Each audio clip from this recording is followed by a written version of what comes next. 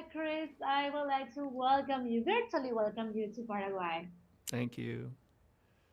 And congratulations on the movie. It's awesome, really. Congratulations. Oh, thanks. Okay, I would like to know, as a director, what message or feeling do you hope audiences can take away from watching K-pop demo content? Hmm. Well, we really, both Maggie and I really set out to make a movie that was about the power of music, as cheesy as that sounds. But the way it connects us, um, the way it can kind of create empathy between people and bring joy to people and build community, that's something that K-pop has just been exceptionally good at in the last 30 years. And so it was kind of a love letter to the way that K-pop and music can do that.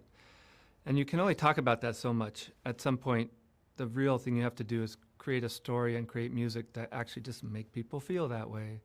So I think the idea that we should all be empathetic towards each other, that we shouldn't be too scared to share our vulnerabilities, and that by doing that we can build a strong connection is kind of the central theme of the film. And it's made us really happy to see people understand that and be moved by it. Yeah, it is. You have a lot of fans with that movie. What inspired you to combine the worlds of K-pop and demon hunting, and how did you balance these two very different genres in the story? Hmm.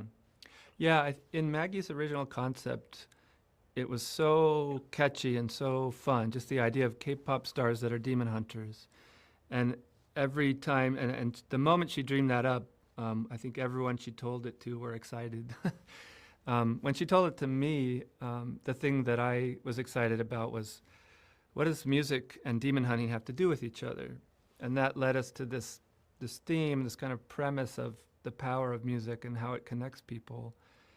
I'm a lifelong musician, and so I had lived that firsthand. And Maggie is a lifelong like OG K-pop fan, so she had lived it for decades. And so everything, once we kind of agreed that the movie was going to be about that, we had to.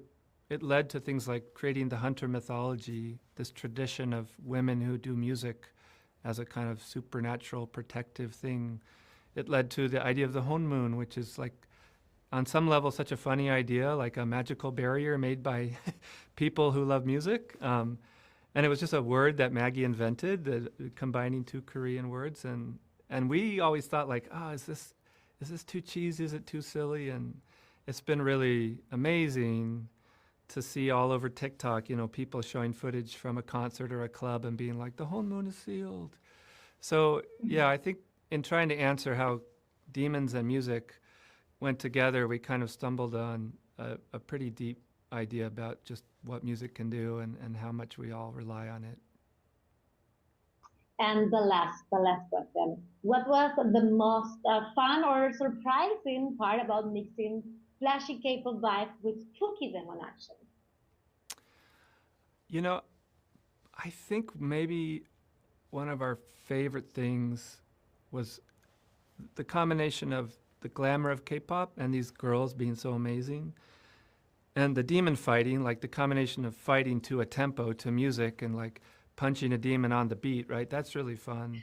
And I think the third ingredient that Maggie really pushed for and that I loved was also to make the girls really silly and kind of like goofy and weird. And so the fact that in that opening sequence on the plane, they're like chugging kimbap and chewing with their mouth full and being so silly. And then a moment later, they're cueing the music and putting on their music video faces and then beating the crap out of these demons. It kind of encapsulated all the things that felt like were unique to the movie. And I think that sequence in particular, we were so proud of the way that it moved between those ideas.